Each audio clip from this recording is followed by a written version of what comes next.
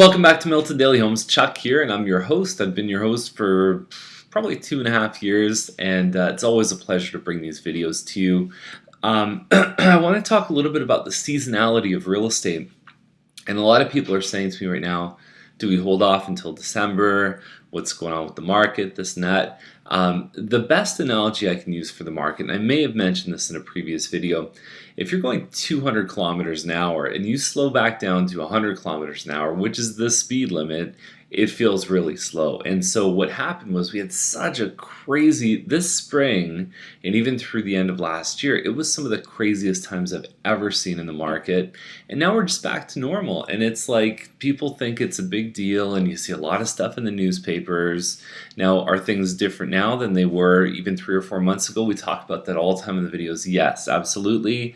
We're seeing the sales as a percentage going down. So if you had 100 homes listed, we're seeing probably somewhere in the 40% range, whereas before it was about a 60% range per month that are selling. But a lot of people are saying, hey, should I wait till December? The problem with that, typically we do see the numbers come down a little bit for average price, but the inventory is also kind of low too. So you get into this mode where you may not have the right home that comes out, but you're totally ready to buy. That time is a good time to sell during the holidays. The biggest thing to look at when you're selling is your competition, right? So a lot of people look at historical sales, but the problem with that is it doesn't reflect the current reality. And if you have five of the same model as yours for sale right now, that has a much bigger impact on you than something that sold 90 days ago.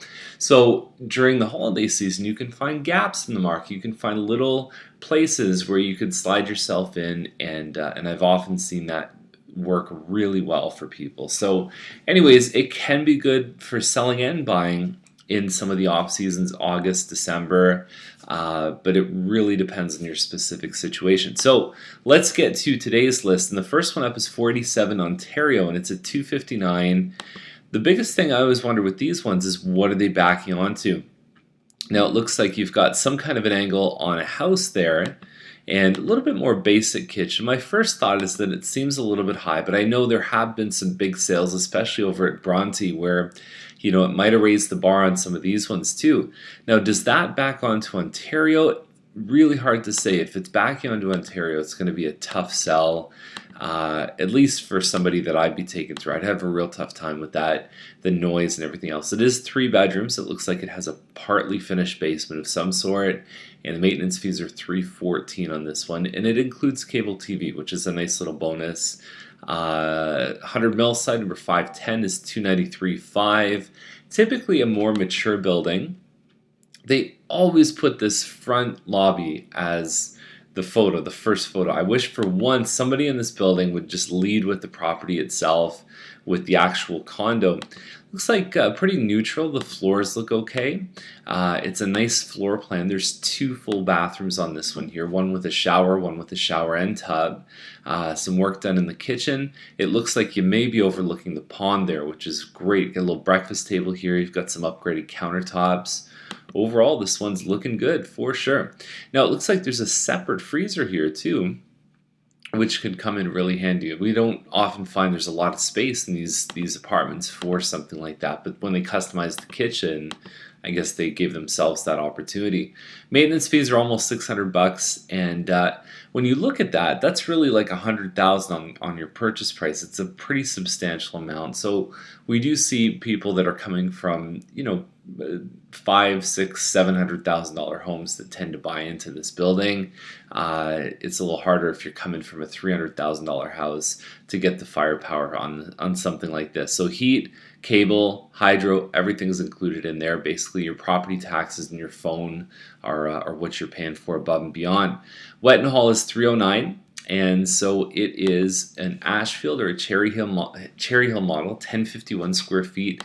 It's a 2-bedroom. These models have 1 small one, 1 big one, and basically 3 big ones. And I'll introduce you to the different ones, because there's a couple today that that are part of the big, so 1051 square feet, basically living, dining, open concept. You got a breakfast bar with the kitchen. You've got 2 bedrooms upstairs. The 1 bedroom basically fits a queen bed, and that's about it. And then your master, you could fit a king size bed, no problem in there. Great choice as a condo alternative for a lot of people. This is a great thing for a young couple, single person. I mean, even a $240,000 condo with $250 fees costs almost exactly the same as something like this. So it can be a very popular option, and it's freehold, and you own it, and there's no anything attached to this one beyond just maintenance, and your roof, your windows, your AC, all that kind of stuff is going to give you probably at least 15 years. So anyway, so there's another one here on Frank Place for $5,000 more. These ones have slid. I mean, last year we sold one in similar condition to this here for the same price. So California shutters, you've got some hardwood floors, stainless steel appliances. They got those they got the fruit bowl hanging out, so they've staged it really well. This one is going to sell. I think it's got a great chance. Frank Place can get a little bit close to Derry, so depending on where it is. Guelph Line is basically land value. They've taken a bunch of shots at the land. 173 by 304. And I find these shots of bushes and stuff, personally, I don't find it very helpful. There's no context for what that is. I'm not even sure this is stock photos and it's even not on the house. I have no idea. I want to see an aerial shot. I want to see how far the house is from the road, all that kind of stuff, what's around it. That's the way that you could really sell something like this, I think. And at least one shot of the inside, just sort of wet my whistle a little bit. 334 basically is land value across from Brookville Public School, so you're around 15th. Yeah, I mean, even that, like, is there a commercial opportunity? That would be the big thing here. Zoned to C4 on 1.2 acres. Really, you know, an acre around here is probably around 300 anyway. So they're going to do okay. I think that's a good price for that one. Fells is 346.9, and so there's one at 338.9 that didn't look as good as this. That's sold conditional, wrapped up with an offer. I don't have the final price, but this one looks really nice. There was one that sold for 356, which was amazing, really good. You could see the pond from the balcony, wonderful stuff, overlooked a pond. It's also move-in ready, and sometimes that can mean the difference. And they have Scarface and they have Muhammad Ali. So what are you going to do? How do you compete with that? I'm just kidding. I think that's great though. Nice stuff. And Fowles is a good street. So if this is on the Fowle side that overlooks the park, they might have a shot. That's the one thing here, that directly across from park with splash pad, there's tennis courts there. You get beautiful views of the escarpment. I could see this one going. I mean, it's going to be an uphill battle for them, but I think they're going to do okay. Now at 349, you'll get this one on Burroughs, which is the small version. It's 1051 square feet. So remember those ones for 309 and 315? Same model. And look at it inside.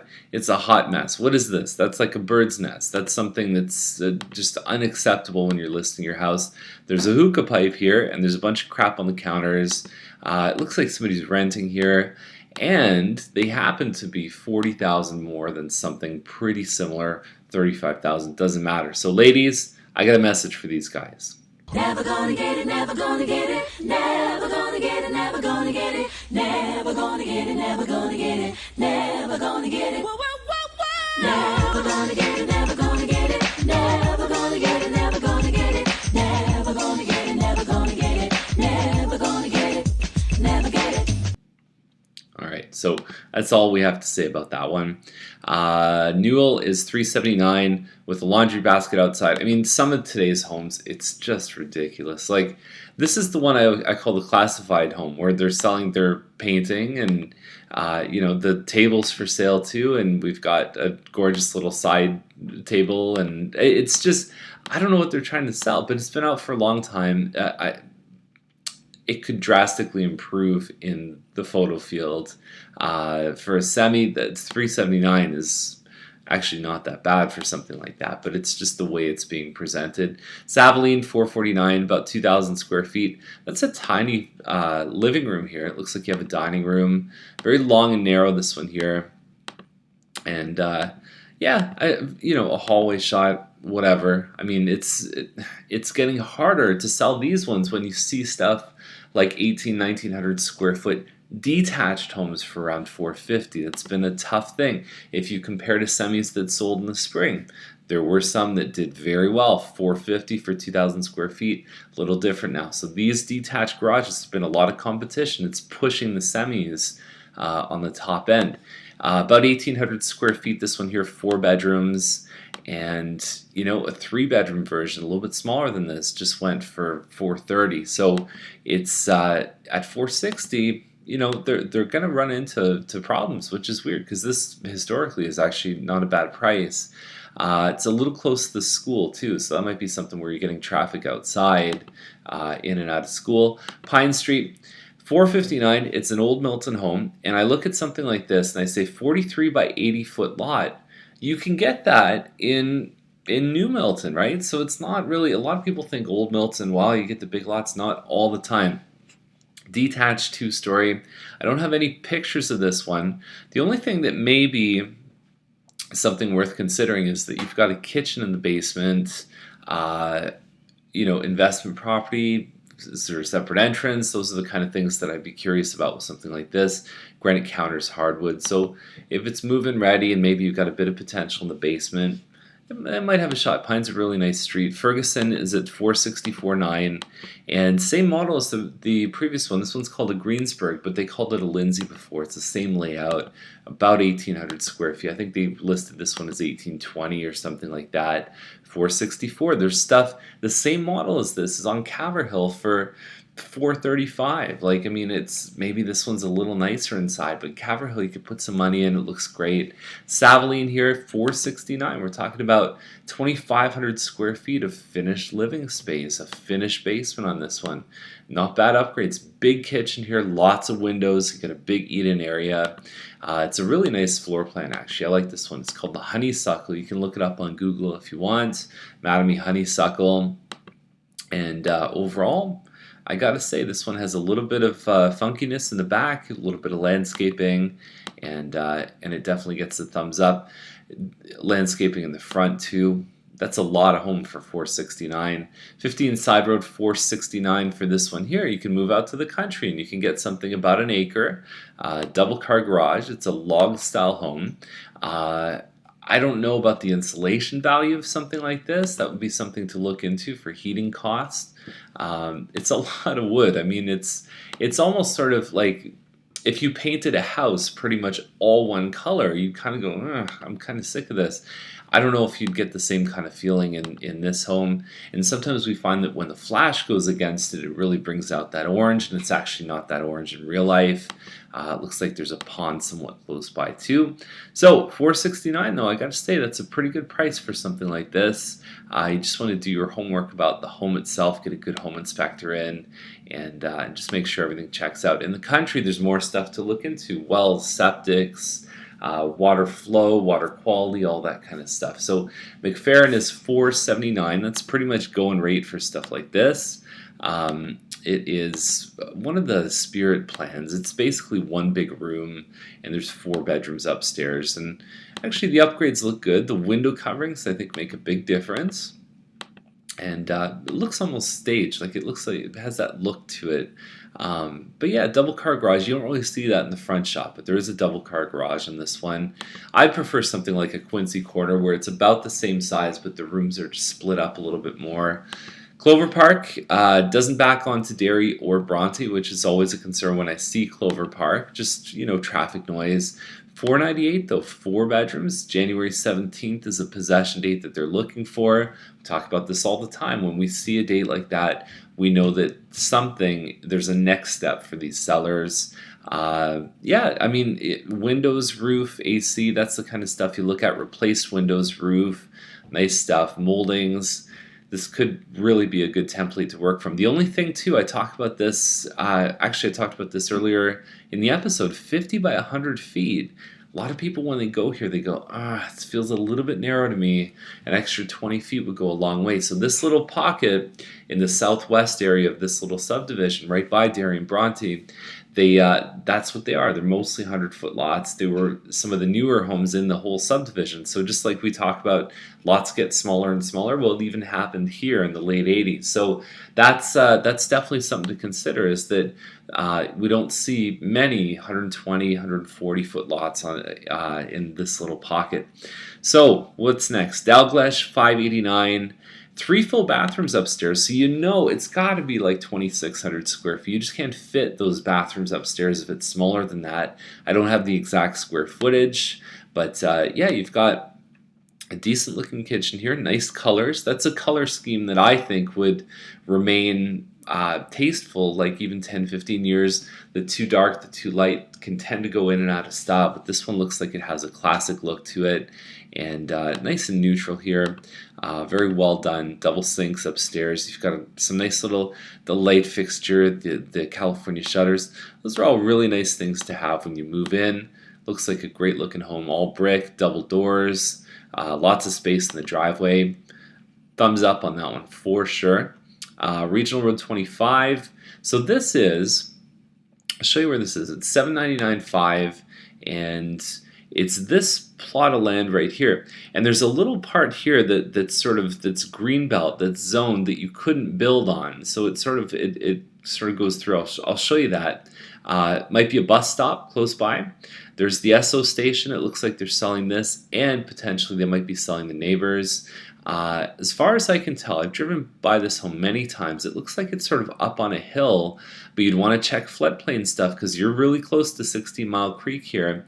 That can pose issues for insurance. We don't know what's going on here. There might be some proposals submitted and stuff happening, but you've got the gas station, you've got commercial. There's going to be something. It used to be a car dealership here, but there's a lot of land. That could be condos, it could be a lot of different things.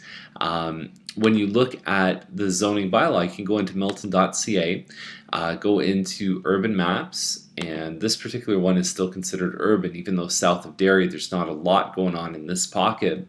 So there it is. So FD, future development, same as the area across the street here. C2 is commercial stuff, residential medium density here, open space, FD, future development.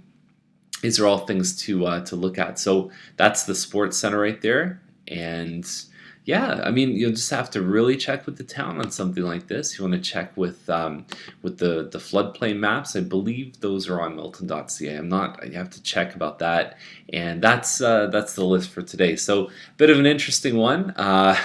No photos or anything like that, but I think you're probably dealing with mostly land value and opportunity value, and it looks like 2 families can live here. But at $800,000, you're not going to float your costs, so it's mostly just a function of, can I sell this one for more down the road? That's the list. Enjoy yourself, and if you need any help, we're here for you. We'll see you tomorrow with more Milton Daily Homes.